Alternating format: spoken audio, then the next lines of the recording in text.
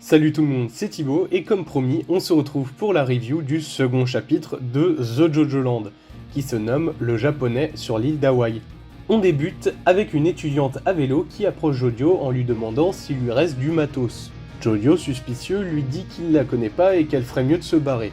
Puis on assiste à la preuve ultime que Araki s'est totalement inspiré de Breaking Bad pour cette 9ème partie, parce que la scène qui va suivre est presque un copier-coller de l'épisode 8 de la saison 2 de Breaking Bad.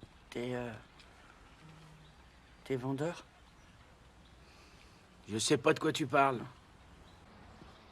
Arrête, ça pue le poulet. Quoi? Comment ça, le poulet? Oh, ça va, tu sens rien. Eh tiens, et c'est là-bas. Duke City fleuriste, et quoi encore? Et vous pourriez pas être un peu originaux? J'en sais rien. Je veux juste un fixe.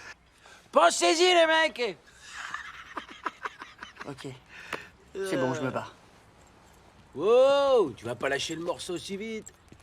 Je sais même plus si j'ai envie d'acheter maintenant. Tu m'as coupé l'envie avec toutes tes conneries.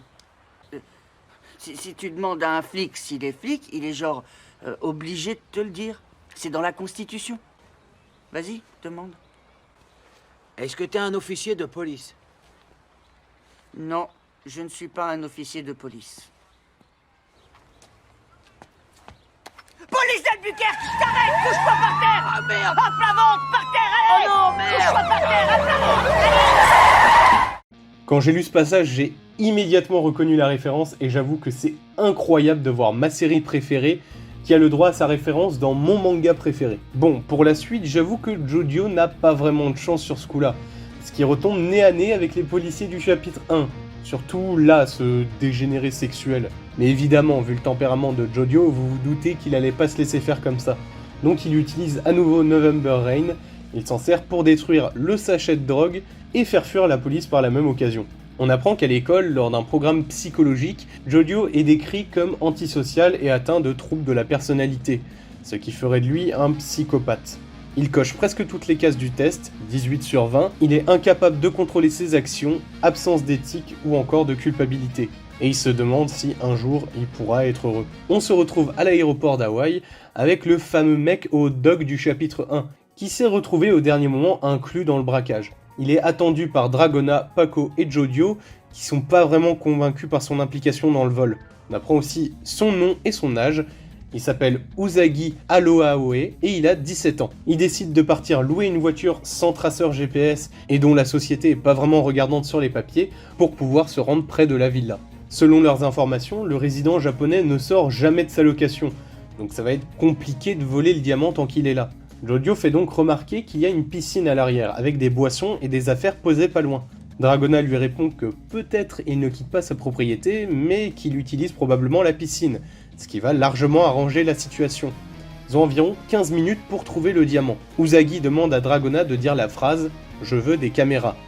Son stand apparaît ensuite de sa main et fonce en direction de la caméra de surveillance, puis prend la forme de cette dernière.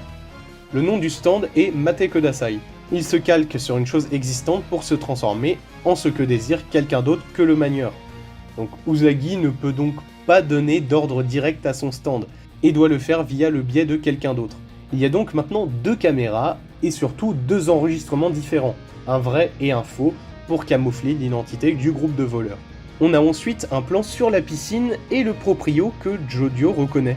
Un japonais célèbre, Jojo a lu quelques-uns de ses livres et vu son animé sur le net, et ce fameux mangaka c'est Rohan Kishibe.